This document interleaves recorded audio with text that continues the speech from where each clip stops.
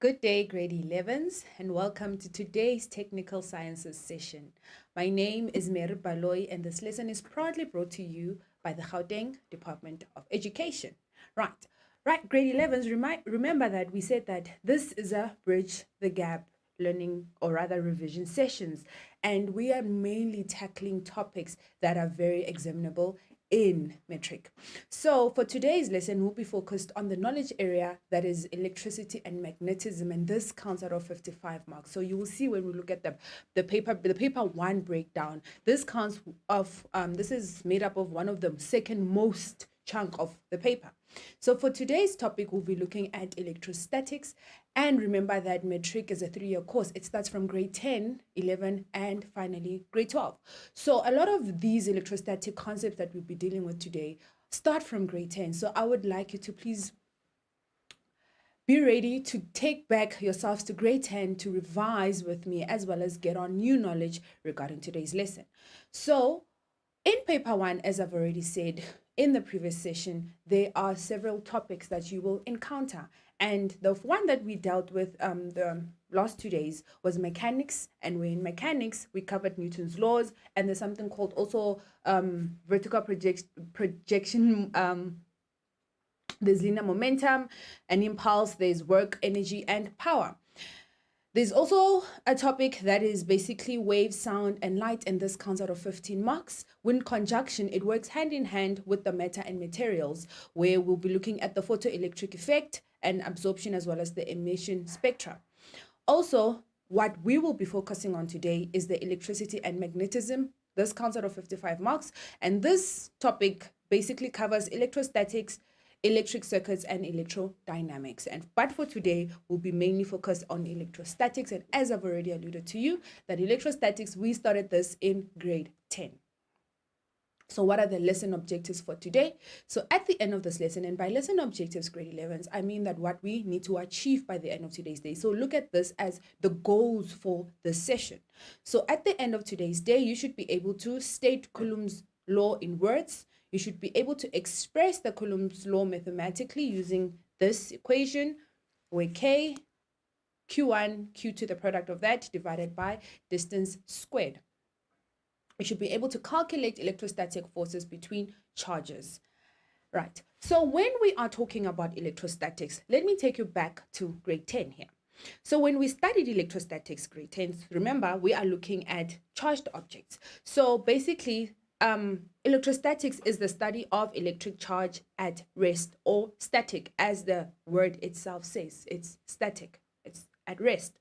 And when we're then looking at electrostatic forces, there are two types of electrostatic forces. There's a repulsion as well as an attraction. So we have repulsion and attraction. So what is this force? So these forces are basically forces that are exerted by these non-moving or these static charges on each other. And these charges and these types of forces can be either attractive or attraction or repulsive. And how do we know which one is which? When we're looking at an attraction force, we are looking at charges that are not the same. We're looking at opposite charges, and that will be a negative and a positive. But when charges repel, or rather when we're looking at a repulsive force, we are looking at the charges that are exactly the same. It could either be a positive and a positive, or a negative and a negative. And those are the types of forces that we get. So we also know that from grade 10 that the closer together the charges are, the stronger the electrostatic force. So if we bring these charges closer together, the stronger the force will be. And when we are dealing with electrostatics grade 11s, don't forget that we need to also take into account certain terms like, are we talking about other conductors or insulators? And you will see when we deal with the next topic, especially with electric fields, or when we're looking at charges placed on probably a conductor or insulator. The reason I say you need to take into account these terms is because of when we're looking at a conductor, what kind of material are we looking at? We're looking at a material that allows the flow of electrons. They allow electrons to relatively move through them. And for example, most metals are known to be conductors. Whereas insulators, we are looking at material that do not allow the movement of electrons. And we say that they basically they do not allow the movement of electrons. And we say that in this case, the electrons are bound to the atom of this material. So then I have a question for you now that we have just spoken about conducting and insulator. What happens if we then place an excessive, or rather an excess charge, it's placed on a conductor? What will happen if we place excess charge on a conductor? What happens? What happens is that they will move. Why? Because of the like charges, they will repel each other. As they repel each other, they push each other away to an extent that they start to move around the object, right? And then what happens when we place excessive charge in an insulator? They don't move. So there will be a concentration of charge in that area of the object. They won't move because of the material does not allow these charges to move. So now this also brings me to almost Coulomb's law that we will get into. But before we get to Coulomb's law, I just want to also remind you of certain topics that we covered in grade 10, such as the quantization as well as the conservation of charge, right? So when when we put two conductors together, what happens is that when we then separate them, each conductor will have half, especially here we're looking at when the conductors are exactly identical. When we're looking at identical conductors, when we put them in close contact and we separate them, what happens is that each conductor will have what? Will have the half of the net total of the charge. So each conductor will have half the net total, or the total charge of them together. So then this brings me to the concept of the conservation of charge. So we know that charge is neither created nor destroyed, but it is what? It is moved from one material to another. So when we're looking at the conservation of charge in this case, we are looking at an isolated system. Remember, we're looking at a closed system. And what does the conservation of charge say? It says that the net or the total charge of an isolated system, it remains constant during any physical process. And by physical process can be in a means of when we take two conductors and bring them in close contact and then separate them. So that is the conservation of charge. And then lastly, this concept here that you also dealt with in grade 10, which is quantization of charge. When we're looking at quantization of charge, let us think about the elementary charge, which is what? It's the basic unit of charge, which is E, denoted by E. What is this? This is the amount of charge carried by an electron. It is the amount of charge that is carried by. So we are quantizing, or we are quantifying basically an electron to a certain value. And we say that the value you learned in grade 10, which is QE, the value was 1.6 times 10 to the power negative 19. That is the value of this elementary charge. And we know that all other charges in the universe, right, consist of an integer multiple of this charge, and that is known as charge quantization.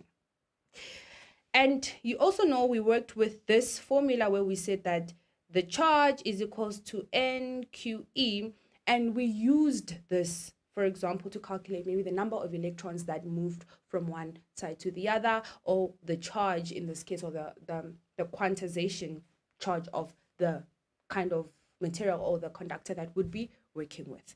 So also just a quick reminder is that when we are working with charges, and now we'll be dealing with mainly Coulomb's law, and that's where we're going to next, do not forget the conversions between your microcoulomb and your pico and your nano.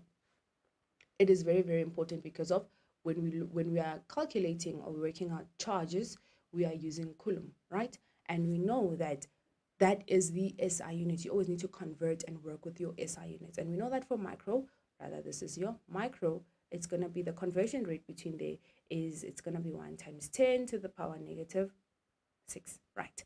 The next one is your nano. Let's first move on to nano. So for nano, we know that is 1 times 10 to the power negative 9. And for pico, that would be 1 times 10 to the power negative 12. So do not forget these conversions. They're very, very important because we always need to work with SI units, right? So what is expected of you regarding the exam guidelines? What does the exam guidelines say regarding Coulomb's law as well as electrostatics? So before we even look at the exam guidelines, just to quickly refresh your memory regarding still grade 10 work, when we spoke about the Coulomb's law, right, let me take you back to like charges repel, while unlike charges, what they attract. And we know that the forces between these charges is known as the electrostatic force. So electrostatic force between charges, what will happen to them? They increase when the magnitude of the charges increase, but they also increase, or they increase when we decrease the distance. And this concept was proven by a scientist by the name Charles Augustin de Coulomb, and that's how he came about the Coulomb's law. And as per your exam guidelines, you are required to be able to state the Coulomb's law. You should be at a position where you should state the Coulomb's law. And you will see when we finally get to the equation part, it is similar to the Newton's law. Do not get confused. There are similarities between the two. But when we are dealing with the Newton's law of the universal gravitation, we are looking at the masses of particles. Once you talk about masses, you are no longer talking about Coulomb's law. So just don't get confused regarding that. So the exam guidelines requires you to state the Coulomb's law. And how do you state that? The Coulomb's law, it stated that the magnitude of the electrostatic force exerted by one point charge, which is Q1, on another point charge being Q2, is directly proportional to the product of the magnitudes of the charges and inversely proportional to the square of the distance between them. This is very, very important. We also need to look at the relationship between the product of the magnitude of the charges as well as the force to the force, and you look at the relationship between the distance between these charges and the force thereof. So once again, it is the magnitude of the electrostatic force that is exerted by one point charge on another point charge. So we're looking at Q1 exerting a force on Q2 that is directly proportional to the product of these magnitudes of charges, and it's inversely proportional to the squared distance between them. Not only are you required to state this law, but you also be required to solve problems using the Coulomb's law equation, where F is equals to K, where K is a constant, and we'll get to that. And Q1 is this charge that we're looking at on Q2 in this instance over the distance between them, that's the R squared. So you will be required to solve problems using this equation for charges in one dimension. So when we're looking at one dimension, we're looking either at the x-axis or the y-axis, not both simultaneously. And we normally restrict the problems to 3 charges. So we'll not give you more than 3 charges. It's restricted to 3 charges. And then also you're also required to solve problems using this same equation for charges in 2 dimensions for 3 charges in a right-angled formation. So in this instance, we're looking at the x and the y axis and what in a right angle formation. So we're looking at charges in this case. So we limit the charges to the vertices of a right angled triangle. So in this case, we're looking at 2 dimension, that's the x and the y, but we can put charges like 3 charges, but they all need to be in a formation of a right angled triangle. So these are some of the problems that you will encounter, and you and I will go through them during the session. So do not worry about that. Also, let us look at Coulomb's law in detail. We've established what the exam guidelines requires of us. It requires us to state, to solve problems in 1 dimension, and to solve problems in 2 dimension restricted to 3 charges. So the Coulomb's law states that the magnitude of the electrostatic force exerted by 1 point charge on another point charge is what? The first part is it is directly proportional to the product of the magnitude of the charges. That's the first main key you need to remember. And inversely proportional to the square of the distance between them. The magnitude of the electrostatic force F exerted by 1 point charge Q on another point charge, which is Q2, when they are at a distance r apart, is given by this formula, this equation, where F, which is the force, the magnitude of the electrostatic force, is given by what? By 1 point charge exerted by 1 point charge. So this is Q1 on another point charge Q2 when they are a distance r apart, and that's my distance. The r is the distance. And then I did say that K is a constant that you will definitely find in your formula sheet. And this is the value for K. So this is a constant, doesn't change. It is a constant, so you just write it as it is in every problem. Please, when it comes to the K, this is the value that needs to be substituted. So another hint regarding these calculations for 1 dimension and 2 dimension is that I also just need to bring it to your attention that when we are substituting into the Coulomb's equation, right, we need to choose a positive direction. Remember, we're dealing with forces. Forces are vectors, and vectors have direction. So we need to choose a positive direction, and thus making it unnecessary for us to substitute the sign that comes with the charge, the sign of the charge in this case. So let's take, they give you a negative 3 times 10 to the power minus 5 Coulomb. You don't substitute the negative part because of you choose a direction that is positive, and then at the end we look at those that are acting. We're looking at the charges that are acting in the positive direction, then we add them. If they're acting in the positive direction, we add them together. But if they're acting in the negative direction, then we subtract them from each other. So choose a positive direction. It is a vector, it is a force, it's a vector, it needs direction. Therefore, you need to choose a positive direction, and then you, when they are acting towards the positive direction, we add them together. But if the charges in this case are acting opposite to the positive direction, then you will subtract them. This brings me to the graph representation of the Coulomb's law. So when we're looking at the graph, remember we saw two relationships. We saw that there's a direct proportionality relationship and there's also a inversely proportional relationship. So when we're looking at the direct proportional relationship, we're looking at force that is directly proportional to the product of their charges of Q1 and Q2. And how would we then represent that? Let us have a look. In this case, if I put this in a graph where my y-axis is the force and my x-axis is the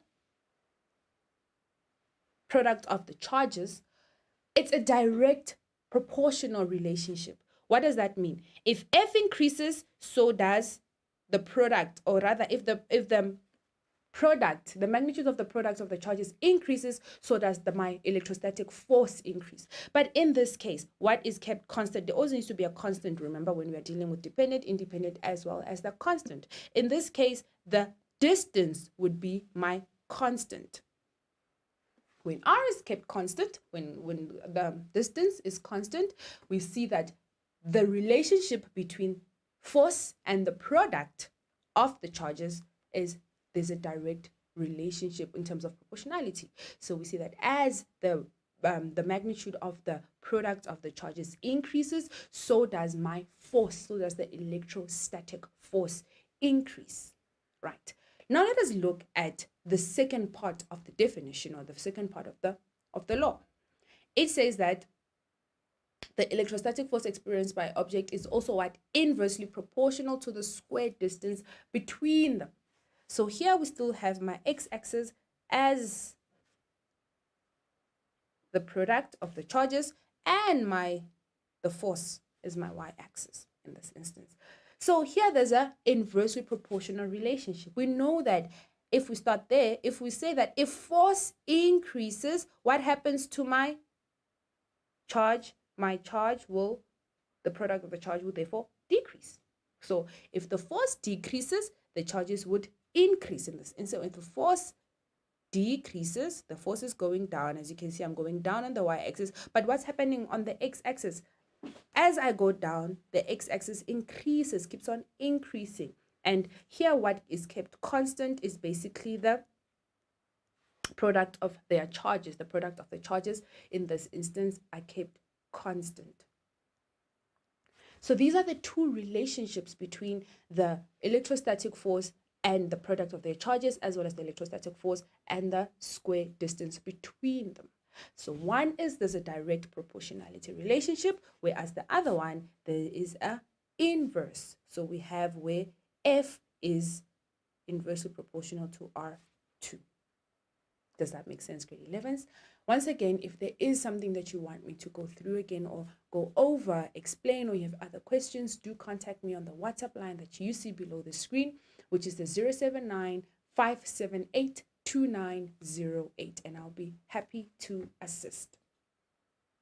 So here is the relationship of the inversely proportionality, right? With that said, I have an activity for you to do. It's just 3 questions, 2 marks each.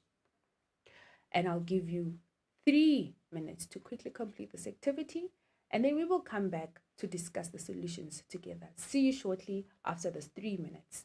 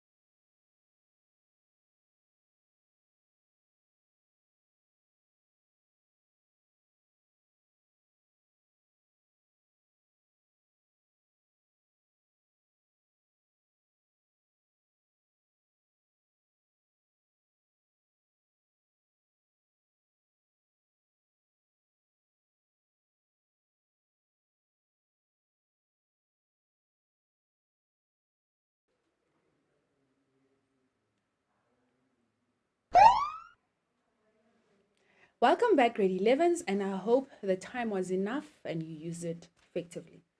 So let us look at the solutions together. The question asks that what would happen to electrostatic force if the distance between, the first one is the distance between the charges is halved. So I'll just go to a clean slide just to work it out. So we know that this is the relationship between the force. So we have the K, Q1, Q2 over R squared. So now that's my first force. What happens to the distance? What happens to the electrostatic force when the distance is halved? So that I'll be working on my F2. What happens to F2? We say that we are halving the distance, so the top part is the same. But what happens here is that for my distance, I will halve my R. If I halve my R, then that's an R squared. What do I then get? What I will then get is F2 will be equals to the K Q1 Q2 over 1 over 4 R squared, right? This is my Q2. I then have this 1 over 4 Q2. So in this instance, if then I want to get rid of this thing, I will multiply by 4, right? So then I'll therefore have F2 is equals to what? 4Q K1 Q2 over R squared. What does this tell you? It tells you that, remember, this represents my force. It's my force because the force is equals to the constant times the product of the two charges divided by the squared distance. So it is 4 times, in this case, it will be 4 times greater.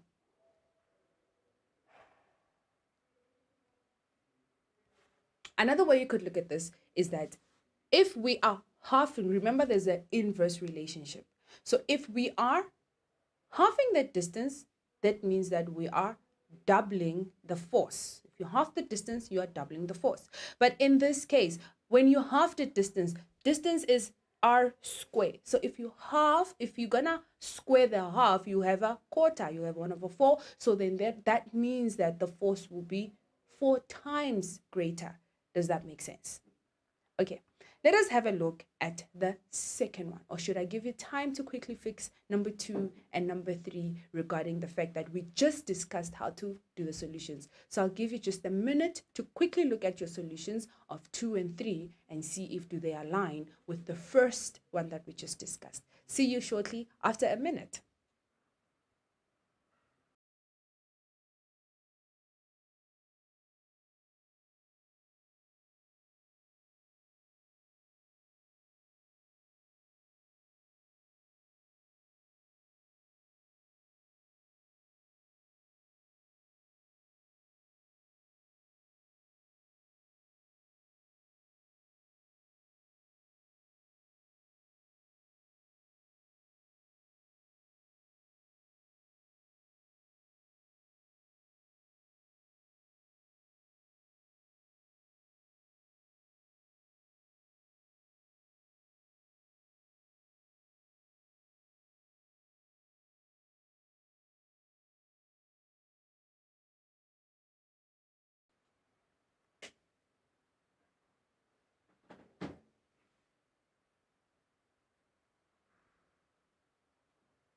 Right. Welcome back again. So I hope you were able to fix it, and I hope now that you are on track. You've caught up with me and you're on track. Let us have a look at the second one. It says that what would happen to the electrostatic force if charge 1 is doubled? So my Q1 is doubled. Charge 2, my Q2 is halved, and the distance between these charges is doubled. Let us write my force first. So I know that my electrostatic force is represented by the product of the two charges divided by the squared distance between them. Now let us put in the new force, what they say would what we need to find out what happened to the force. So if I then substitute the new force, that's my force 2. What happens? I have K, right as it is. What happens to Q1? Q1 is doubled. How do we then represent that? We have 2 Q1, and what happens to Q2? Q2 is halved. So I have half Q2 divided by, and the distance between them is doubled. So we have 2R, and we still write it as it is. Now, resolve the numbers. Just look at the numbers only. Just look at the numbers only, and you resolve the numbers.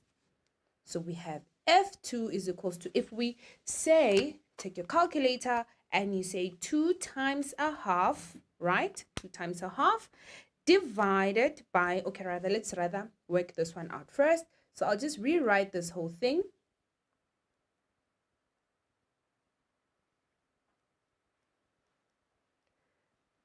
Just to show you, now you resolve the numbers.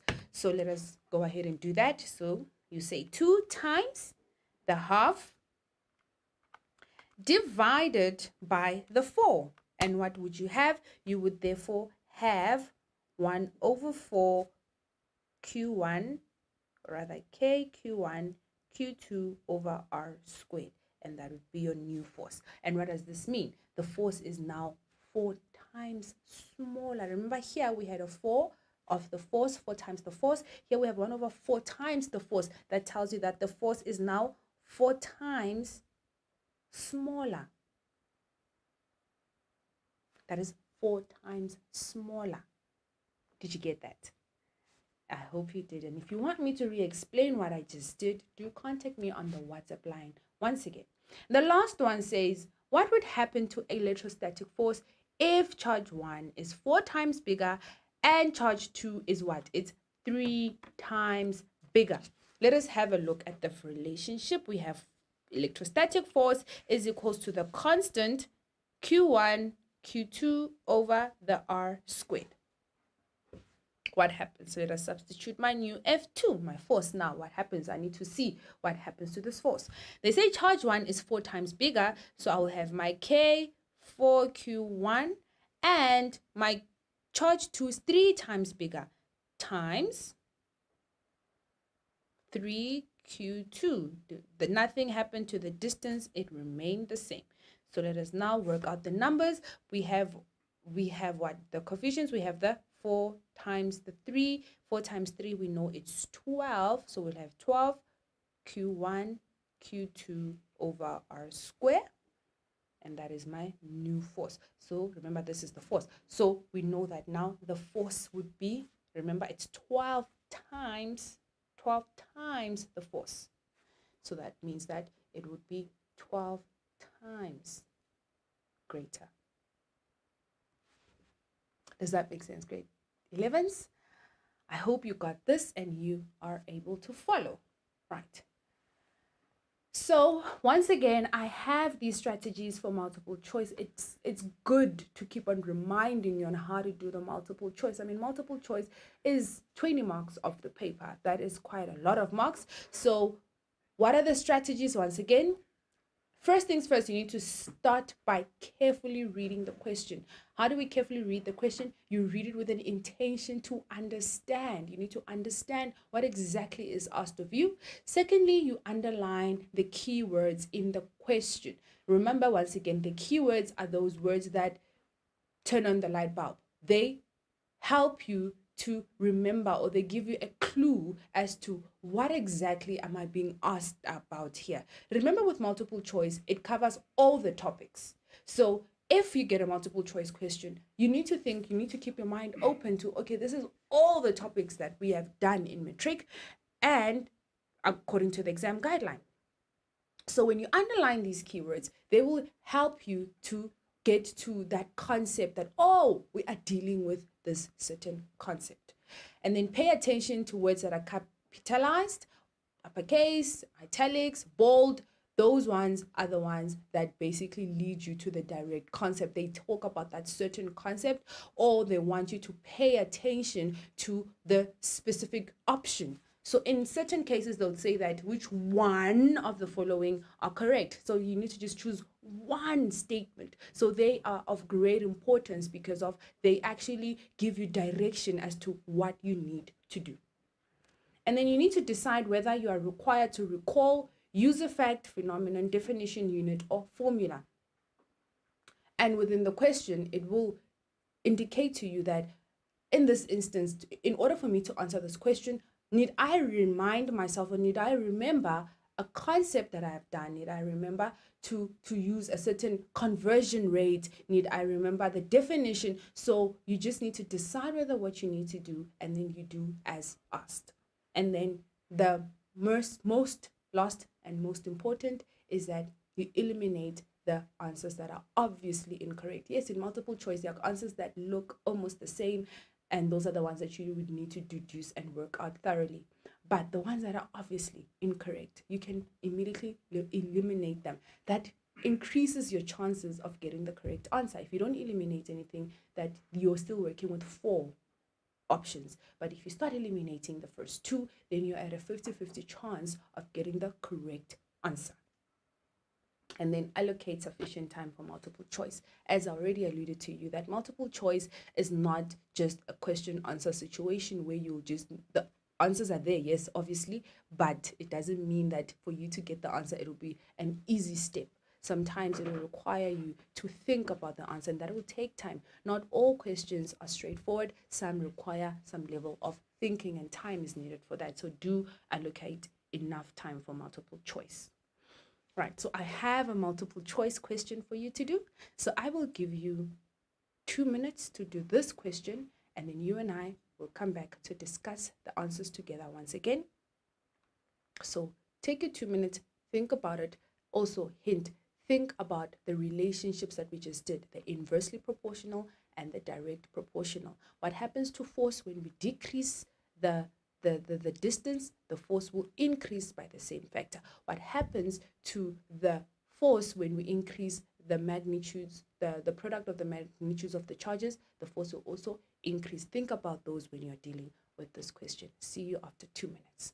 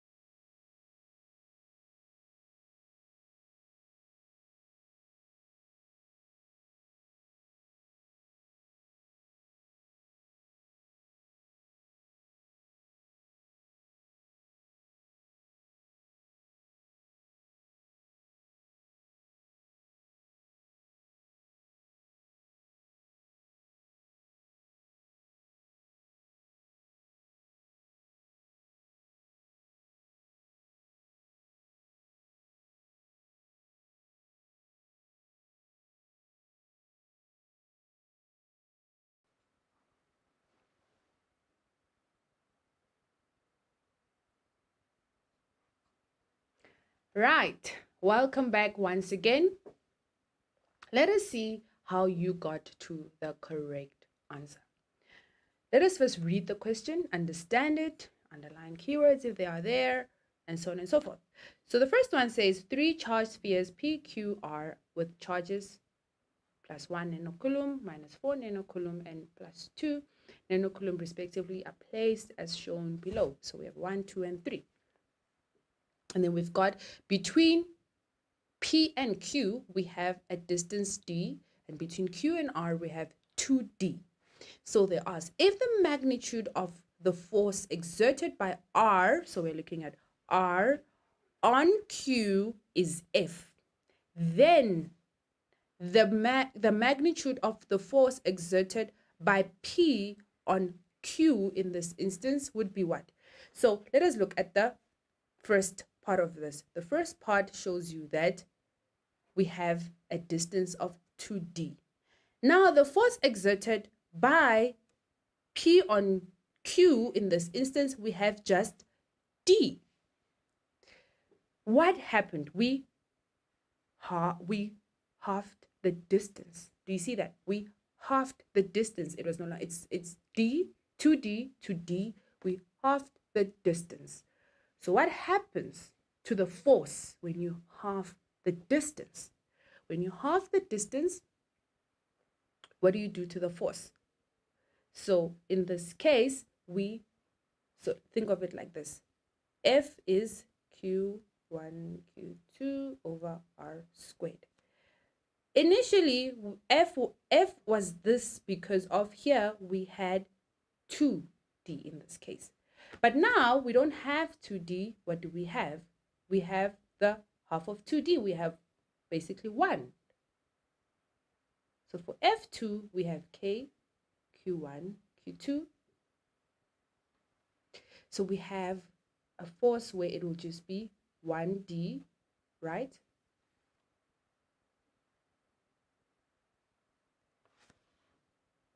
We said that, and then when we halved it, we had what? We had this.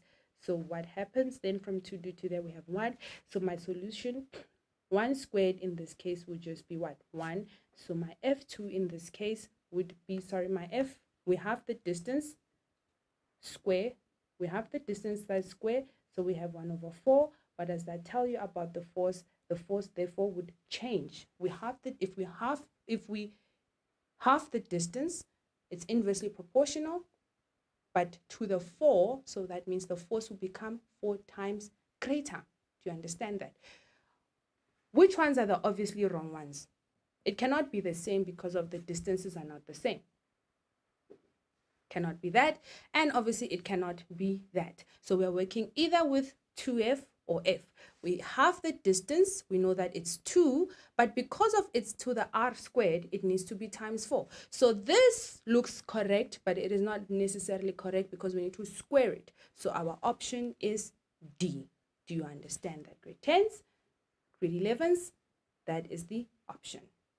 Right, so I have a question here that says 3-point charges. We have 3-point charges are in a straight line as shown here, and their charges are Q1, which is plus 2 times 10 to the power times 10 to the power negative 9 coulomb, Q2 and Q3. The distance between Q1 and Q2 is 2 times 10 to the power negative 2 meters, and the distance between Q2 and Q3 is 4 times 10 to the power negative 2 meters. What is the net electrostatic force on Q2 due to other 2 charges? So you're looking at Q2. There's my Q2. And you're going to look at the electrostatic force due to Q3 and the electrostatic force due to Q1. So what then becomes the net electrostatic force on Q2 because of this and that? And for this grade 11s, I will give you 3 marks. I will give you 5 because it's a 5-mark question. I'll give you 5 minutes to attempt in getting the solution. See you in 5 minutes.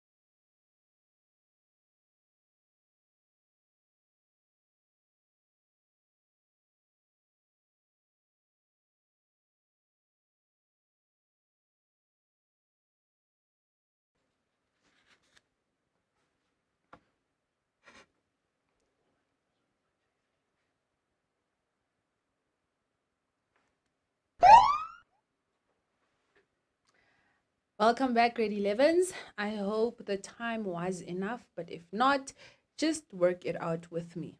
Check yourselves and see that you were on the right path. So here, you are asked to get, or rather to determine, the net electrostatic force on Q2 due to Q1 and Q3. So the first thing you need to determine what is required. And what is required? It's to calculate the net force on Q2. And this force, we know, because it's a net force, we know that it is the sum of the two electrostatic forces. And that is what? It's the sum of the two electrostatic forces. And that is because of, it will be the sum of the electrostatic forces between Q2 and 3 and Q2 and 1. So we are looking at the forces between Q1 on 2. So we're looking at this one, Q1 on 2, right? On this one. And the force between Q3 on Q2. So does that make sense? Right. Here I just put this diagram so we can be able to see what we're looking on. So let us first work out the force on Q2 due to Q1. And what do we do then? We use obviously the Coulomb's law, where we look, the force is equal to force 1, which is Q2 due to Q1. So we're looking at this portion. Right? Once again, it's a requirement to copy the equation as it appears on the data sheet. It is a mark to copy it and substitute the values thereof. It is a mark, right? So you copy it down, and then the next thing, you substitute the values. We know that this is a constant. The 9 times 10 to the power 9 is a constant. That is given on the formula sheet, once again on the data sheet. And then we have Q1. Q1 is this charge, 2 times 10 to the power negative 9. We have Q2, which is this charge, 1 times 10 to the power negative 9. And then we have the distance between them, which is 2 times 10 to the power negative 2. And don't forget to square the distance. After that, you put everything on the calculator. 2 times 10 minus 9. And then we have the last one, which is 1 times 10 minus 9. Divided by the squared distance. Do not forget to square it. I always tell learners, do not forget to square it. And the answer there would be 4,5 times 10 to the power minus 5. Happy? Let us move on to the next one.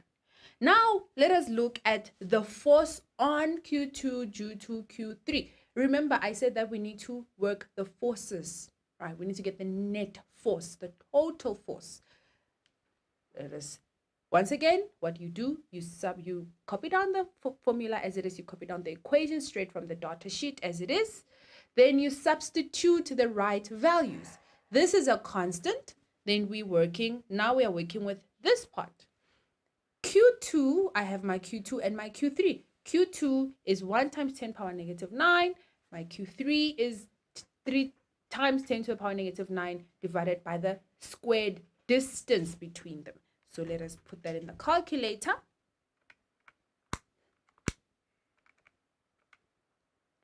One times 10.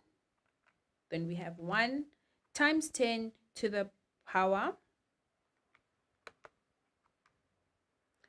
negative 9, and then we have 3 times 10 to the power negative 9, close bracket. The squared distance in this case, times 10 to the power negative 2. Square the distance. Do not forget to square your distance. In this case, you should have 1.69 times 10 to the power negative 5 newtons. Right. I want you to take note of something. Look at my charge. For example, charge 3, it's negative 3 times 10. But remember, in the beginning of the lesson, I said to you that when we are working with electrostatic forces, choose a positive charge, especially when we come to the net force. Choose a positive charge. Then if you choose a positive, choose a positive direction for the charges. Choose a positive direction. It is a force, it is a vector, therefore direction is very important. Then when you choose, because of that step of choosing a positive direction, you do not substitute the sign of the charges when you are calculating the force in this instance. So now let us move on. This is basically what we have done. We've calculated force 1 and force 2. What next? After determining force 1 and force 2, we are dealing with vectors, and forces are what? Are vectors. So we can add them. We now know their magnitudes, but we need to use the charges to determine whether the forces are repulsive or they are attractive in order for us to draw a force diagram to determine the direction and the net charge as well as the direction thereof. We know the forces. Now what needs to happen is that we need to look at the charges and see, are they attracting or are they repelling each other? So we'll first look at Q1 on Q2 and we'll look at Q3 onto Q2. So we can see that between Q1 and Q2, there are like charges. And what do like charges do? Like charges will repel.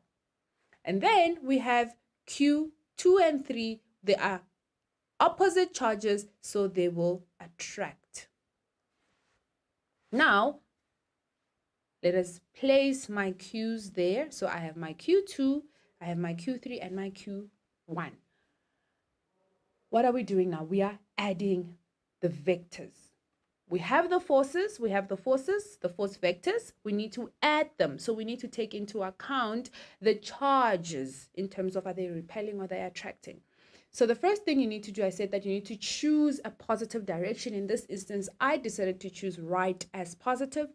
If you chose left as positive, it's not wrong. Just make sure that when you substitute, you use the correct signs. If it's moving towards the left, if it's going to the right side, then it would be negative in your case. But in my case, if it's moving to the right side, then I know it is positive because I chose right as positive. So I will add them. So let us look at the first force. The first force between Q1 and 2 is repulsive. This one, it's repulsive. So what happens when they're repulsive? We know that because of its repulsive, Q2 will be pushed to the right. This is what's going to happen. Q2 will be pushed to the right because of its repelling. They are not attracting. If they were attracting, then Q2 would be moving towards the left. But it is repelling, so it's pushing apart. So Q2 is moving to the right. The next one is my force between Q2 and Q3. Q2 and Q3, they are attracting. So Q2 is there. What's happening is that Q3, the force that it's exerting on it is an attractive force, causing it to move even in that direction. So because of Q3, Q2 would then attract towards Q3, moving again to the right, once again, with a force of 1.69 to the 10 negative 5 newtons.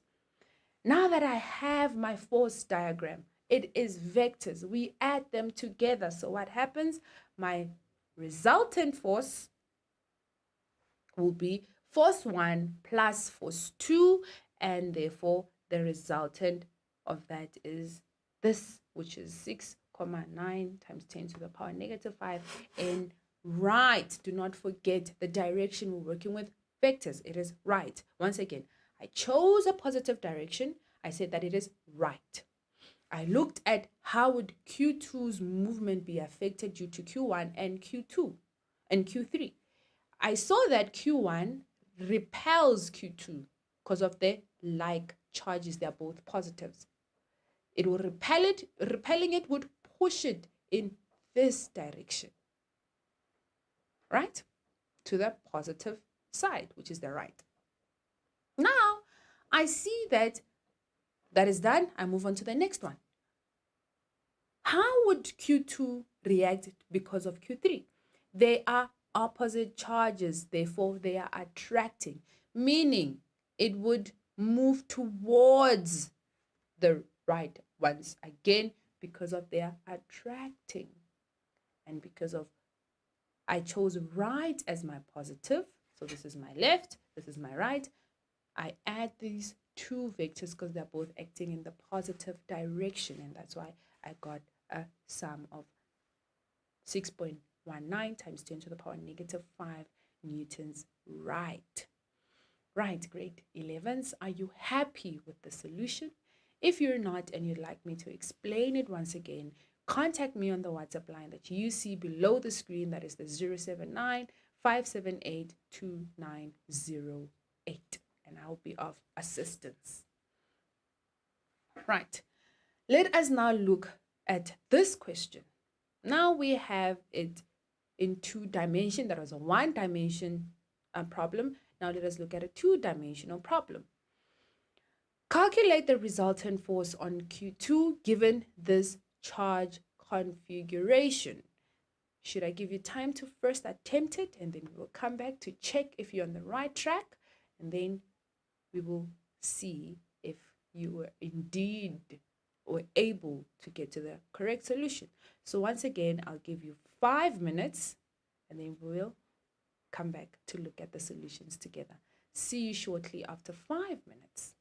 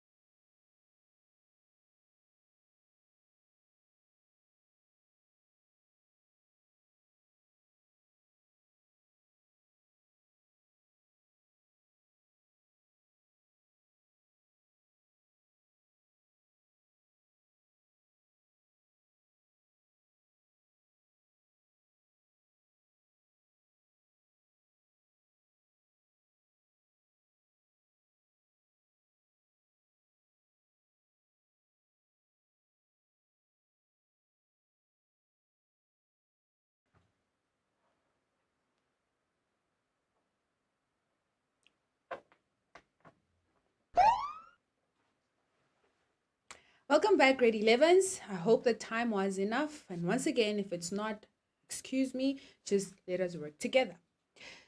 The question is, as I said, it's already, it's in 2D in this instance. We came with the y as well as the x-axis.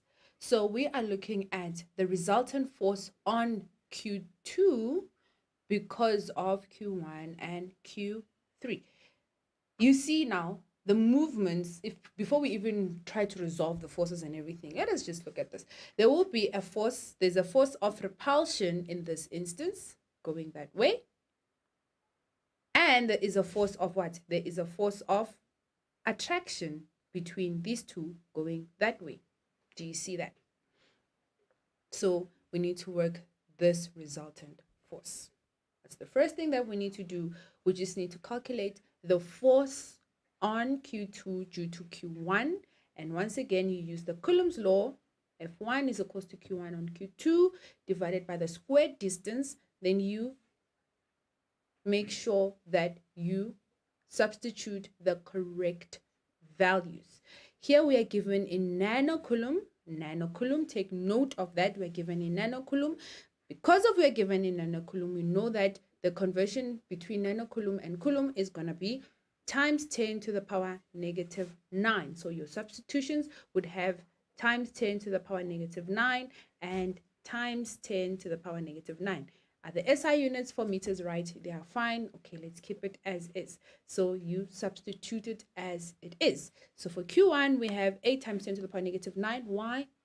It's nanocoulomb. Here we have 3 times 10 to the power negative 9 divided by the squared distance between them.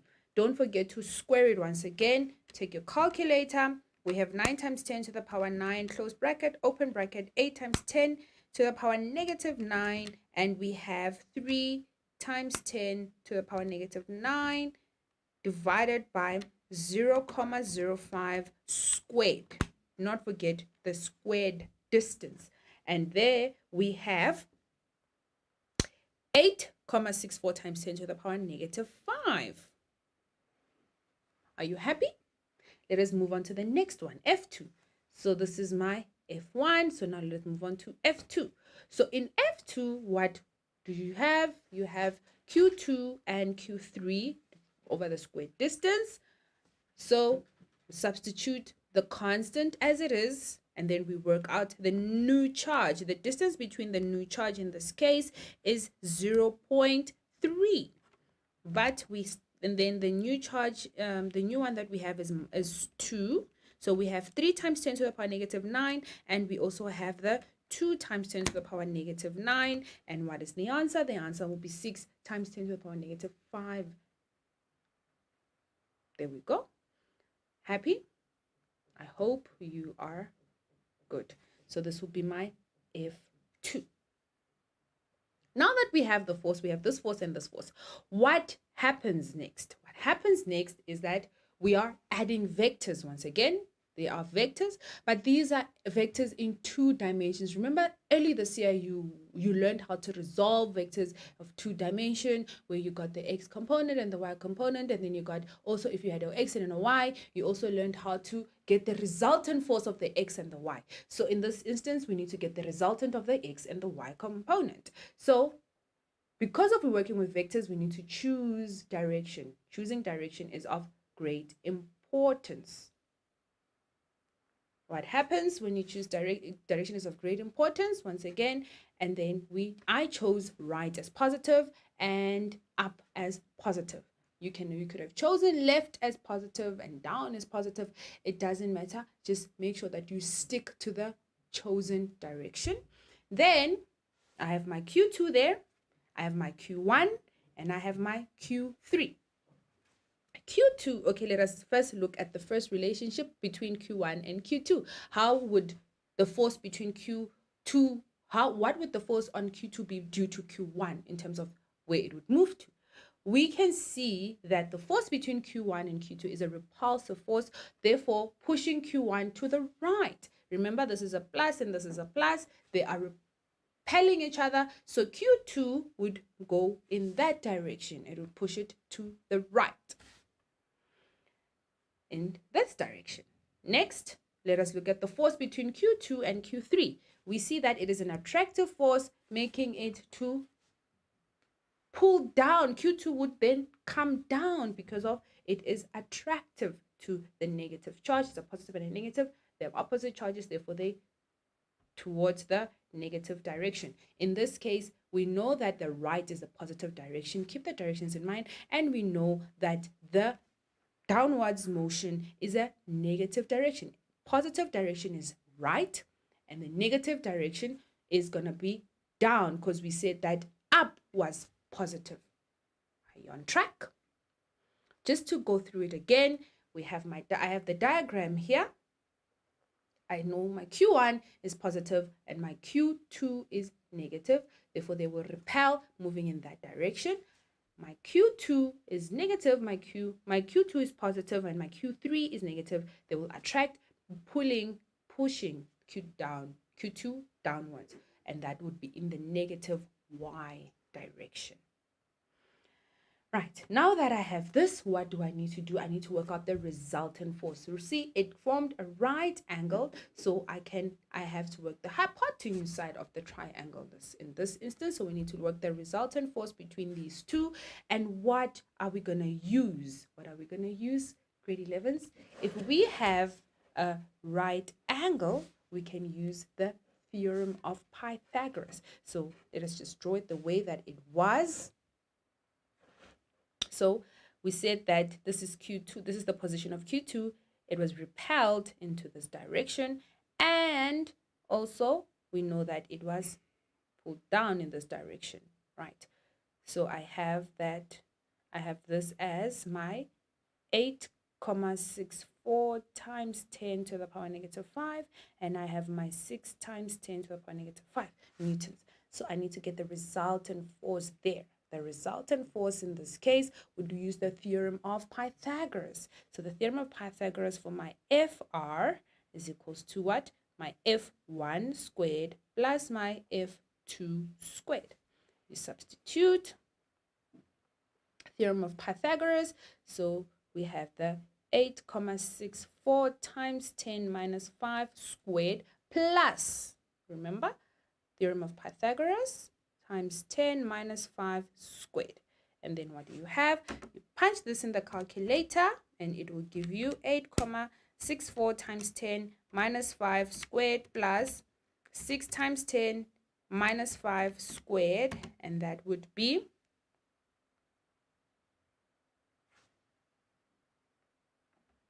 let's check it out. Just verifying with my calculator. Right, so that would be 1,05 times 10 minus 4 Newton. That is the magnitude of the resultant force. Now, how do we get the direction? Remember when we're looking at the direction will be given by the angle R that is made with the x-axis. So I'm looking at the angle R made with the x-axis in this instance. So let us redraw my diagram. So I have this being my force 1, I have that being my force 2, and here are the values. That's 8,64 times 10 minus 5, and that's 6 times 10 minus 5. Right. So remember also resultant force can be, it is that, or you can do the Pythagoras. It doesn't really matter.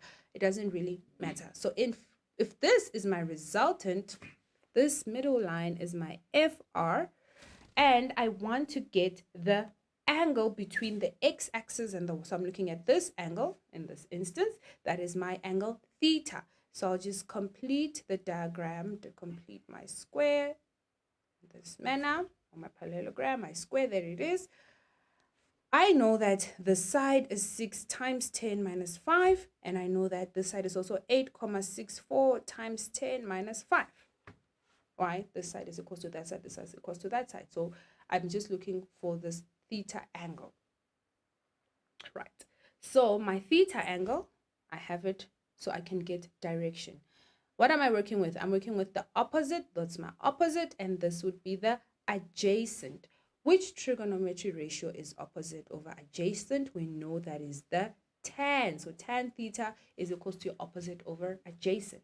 And we know that the opposite is the y component and the adjacent in this case is the x component. So what do? In order to work out the angle, what you say is the tan, let me just write it down here, tan of the resultant theta is equals to the y component over the x component.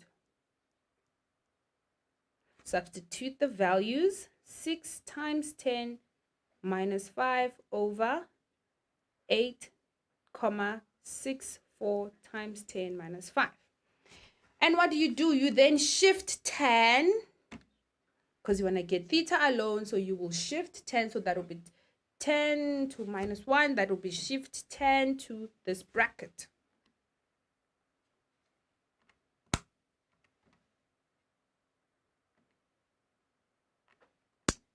Put this in the calculator, 0.64 times 10 minus 5, and your answer is 34.78 degrees. What does this then entail?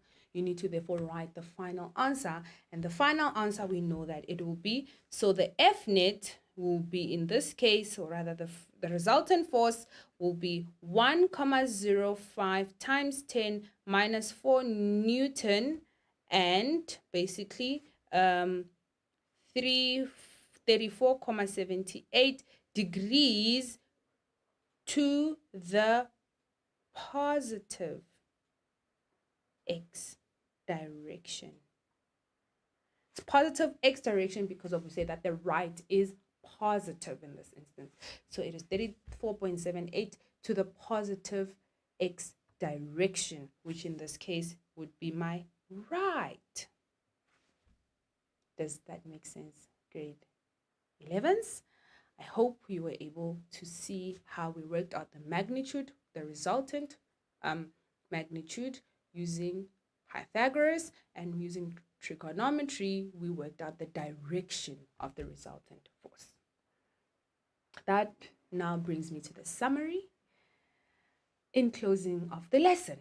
So what did we talk about today? What is it that we learned today? What was it that was required of us to learn today? We learned how to state the Coulomb's law as per the exam guideline says. You need to learn how to state. You need to know how to state the Coulomb's law, and it's stated as the magnitude of the electrostatic force exerted by one point charge Q1 on another point charge Q2 is directly proportional to the product of the magnitudes of the charges, and inversely proportional to the square of the distance between them.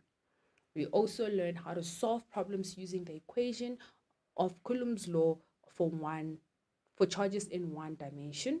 And this is where we saw the charges on the straight line, and we had to find the resultant force on the Q2, which was the middle charge. And then we obviously used just 3 charges in this case, not more than that. And lastly, we solved problem using the equation of Coulomb's law for charges in 2 dimension, the one that we just did right now, where we had the y-axis and the x-axis of the 2 charges regarding charge 2 in the middle. So we needed to see the force between Q1 and Q2 and the force between Q2 and 3. And how we did that, we first found the forces. After finding the forces, we then chose the right direction, or rather the positive, not the right direction, but the positive direction, where we were able to then work out our Pythagoras, using Pythagoras, working out the resultant force, and then using the trigonometry ratios, we were able to work out the direction of the resultant force. And that's how we were able to achieve everything that was required of us. Thank you so much for joining me in today's lesson.